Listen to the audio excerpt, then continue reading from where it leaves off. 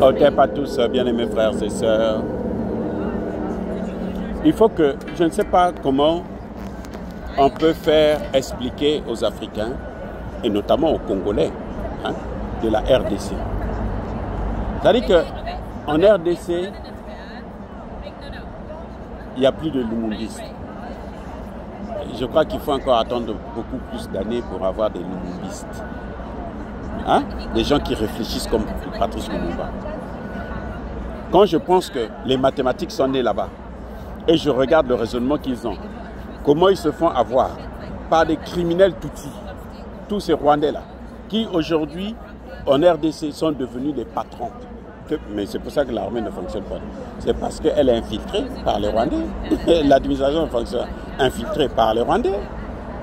Vous voyez, les Rwandais manipulent, ils manipulent Tshisekedi, ils manipulent le gouvernement, ils manipulent tout le monde et tout machin, tout ça. Le seul qui sortait du lot, les seuls, Mbemba, Wagner et puis Moutamba.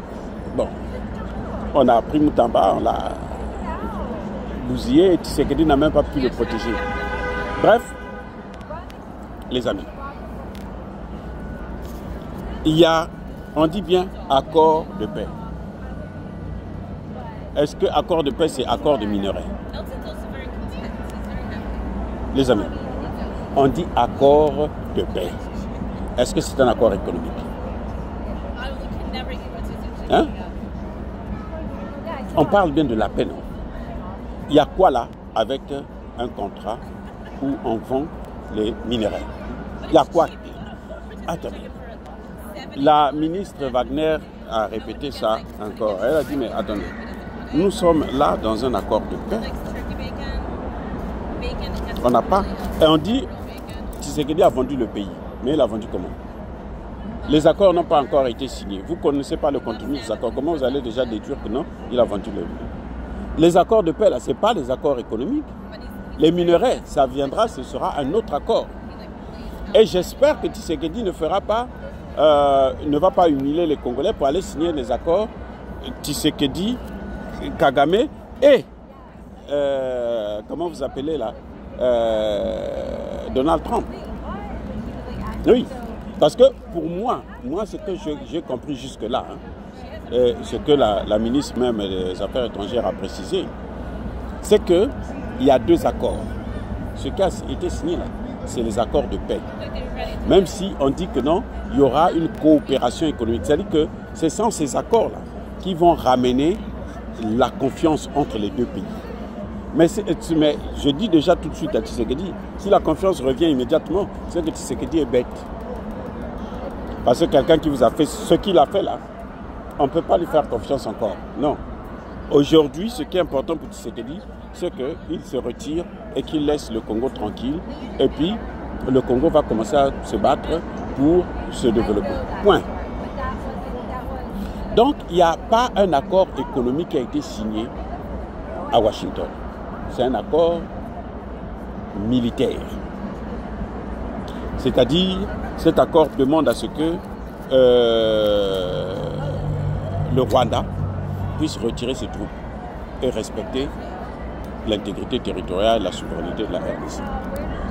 Cet accord est la conséquence même et la suite logique de la résolution de l'ONU 2773. Vous comprenez? Il n'y a rien là d'économique. Que non, on va aller. Je comprends que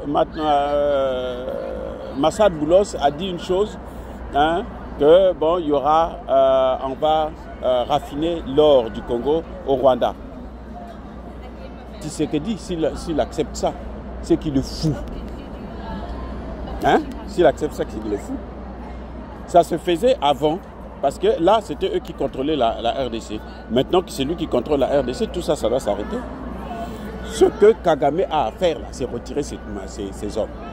Et puis, qu'on le traduise en justice, la Cour pénale internationale. Oui, ce que nous attendons de Kagame, là, et les Kabila et autres, là, c'est qu'ils puissent être traduits en justice. Qu'ils terminent en prison. Eux et leurs complices. C'est ça que nous attendons de Tshisekedi. Mais si c'est non, la confiance, nous sommes des voisins, comme j'entends certains Congolais de la démocratie là. Et nous sommes des voisins, on est condamnés à être ensemble, on va les aider à... Regardez, on va les aider. Ça, ce sont des imbécilités. Moi, j'aime pas écouter des choses comme ça. Quand j'écoute ça, je ferme tout de suite, je passe à autre chose.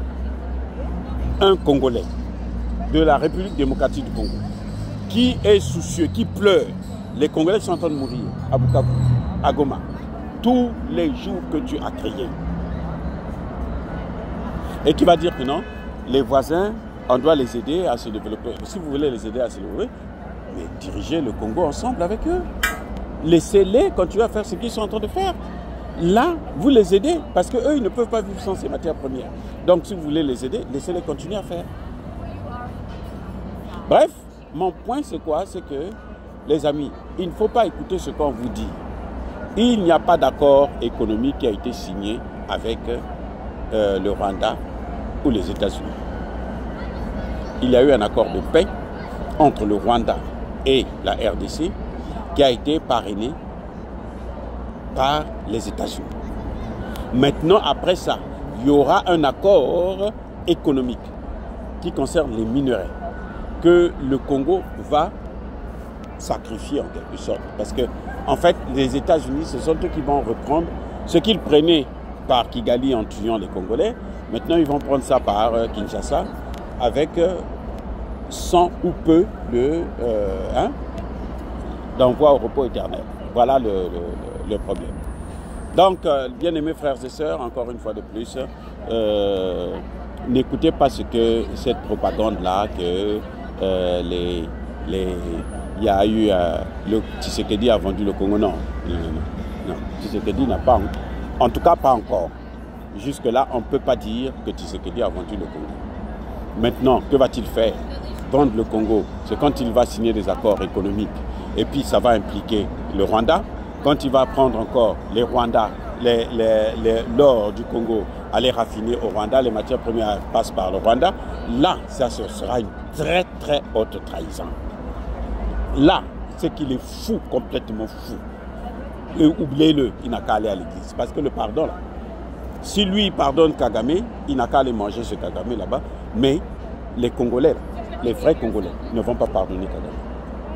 Les relations avec Kagame, là, ça va prendre même 50 ans, même un siècle, pour qu'un jour, les Rwandais puissent encore avoir de bonnes relations avec la RDC. Les amis, encore une fois de plus, soyez bénis.